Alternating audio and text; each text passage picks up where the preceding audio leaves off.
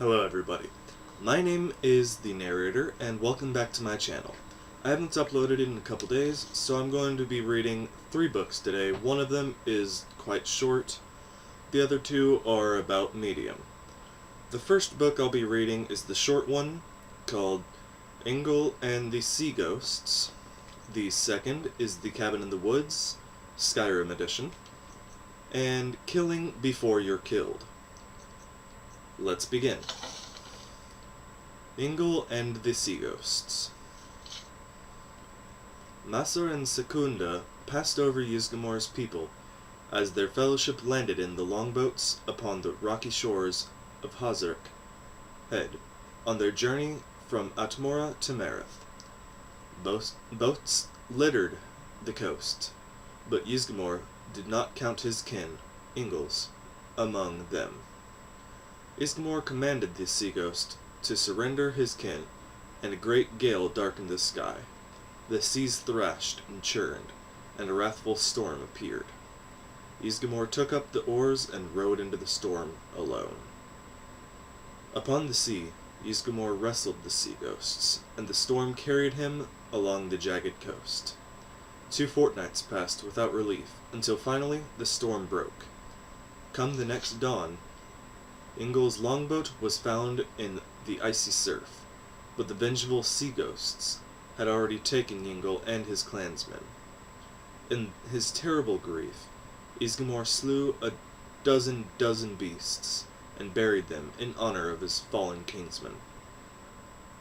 A barrow hill was dug in the Atmoran tradition, and Yngol was laid to rest with rites and honors among his clansmen far below the rocky face of Hazark, and the first children of the sky to perish in Tamriel. The second book I'll be reading is The Cabin in the Woods, as told by Mogan, the son of Molag. Here we go. Late one night, a few seasons ago, a soldier was returning home after several bloody battles. He decided he would have some gold, save some gold, and decided to cross the pine forest on foot. The first day of his journey was rather uneventful. The soldier stuck to the main path and kept a brisk pace. When it started getting dark, he set up his bedroll, built a small fire, and cooked up some rabbit he had caught. A fine day indeed, he thought to himself as he fell asleep. Partway through the evening, the soldier was woken up by the soft sobbing in the distance. He grabbed his sword, assuming it to be a bandit trick, but pretended to sleep so that he could get the jump on them. After a few minutes, the sobbing started moving away from his camp until he could no longer hear it. For the rest of his night, he slept with one eye open. Day 2, the soldier awoke from what rotten sleep he could catch, and started off through the forest at a quicker pace, intending to put distance between himself and whatever he had heard last night. As the day went on, it began to rain, heavy, so the soldier built himself a little shelter for the evening so he could remain dry while he slept. It took him a little longer to fall asleep with thoughts of the previous night fresh in his mind, but he eventually slept. This time, he awoke to sobbing that sounded like it was right outside his shelter. The soldier grabbed his sword and crawled out of the shelter. In front of the fire, he saw the back of a ghostly woman sobbing into her hands. The soldier mustered his courage and asked her what was wrong. No answer. He began to slowly approach, but before he could reach her, she turned and screamed at him. The ghostly woman raised an axe and began to run at the soldier, disappearing before she made contact. The soldier took off into the night with just his sword in his hand. He ran until the first light of dawn, where he started down the road again, as fast as he could move. The third day was bright and sunny, but the soldier, rattled and sleepless, didn't even notice. He moved as fast as he could, trying to get through the forest before nightfall. As darkness began to fall, he he saw a cabin just off the road and thought to himself it would be a good place to bunker down for the night. After arriving at the cabin, he spent some time blocking the doors and windows so that nothing could get in.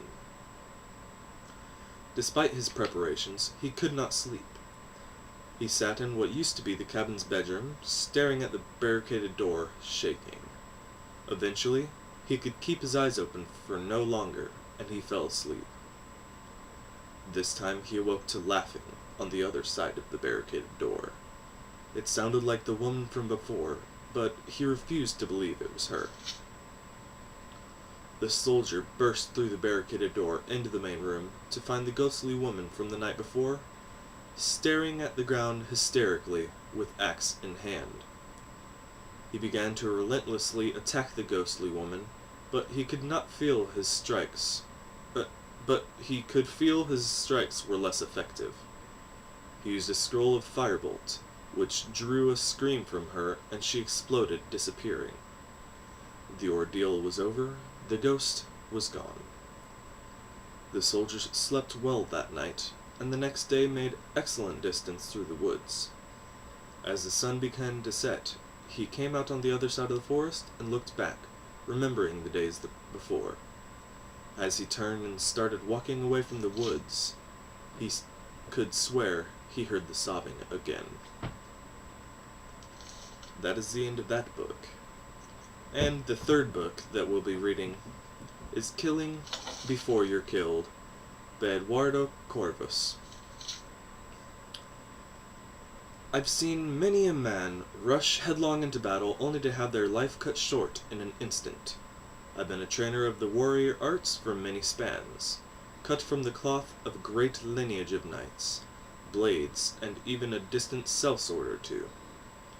It's with this knowledge that I'll try to pen a brief treatise of the subtle art of war. Not magefire, not archery, or criminal throat-slitting, but war, man on man with nothing but a fine bit of steel between them. The first thing you'll need to know is how to block. The best way to not get killed is to not let the other man hit you. Use a shield, use it well. Now, you'll get tired from this. You may even get a little hurt. But a blocked blow is much better than a landed one. Over time, you'll get better, eventually shrugging off even the mightiest of hits. But beware. Your foes, if they're not base cur bandits, will know how to counter you. They'll hit you with everything they've got in order to open you up and keep on hitting, so watch for these powerful attacks. While it's still better to absorb the impact with a quarter inch of steel, it's best to just try to step out of the way. Remember, against spells, your blocking is useless until you're trained, so get up on mages quickly and let them eat steel. Deserves them right for using a witch weapon. You can also block without a shield as well. Just cross that blow with your sword, though this isn't nearly as effective. If you decide you're fancy and want to wield two blades, you can't block at all, so don't even try. With both hands on the hilt, you just won't have the strength to counter blows. But with a weapon in each hand, you are more likely to take the opponent down quickly, the best defense, some say. To wield the blade, there are some fundamentals. Quick strikes are always good, but can be repelled, so watch your opponent's own defensive postures. Wait for an opening, or create one with your own heavy attacks. Hammers hit hardest, but are slow. Same with maces and all blunt weaponry. Axes are a nice middle ground, while swords are the quickest but won't stagger your opponent as effectively with the hard hits. Keep an eye not to get too exhausted. It's always try to save a little of your strength to counter blows, or even run. Keep moving during a fight. Never let yourself get cornered or surrounded. Pick your threats. Weak spellcasters that can hurt you quick are the first things I fell. The shield is not only a defensive tool. Put your shoulder into it and bash your opponent. This sends them flying and opens them up for quick counter assaults. Even better, put extra weight into it and power bash your opponent. If they're small, this will put them on their knees. Bigger opponents cannot be staggered by heavier attacks. Only the power bash will really knock them around and create openings for you to exploit. So again, block, counter, bash. Hit them when they're down. They'll show no mercy, so why should you?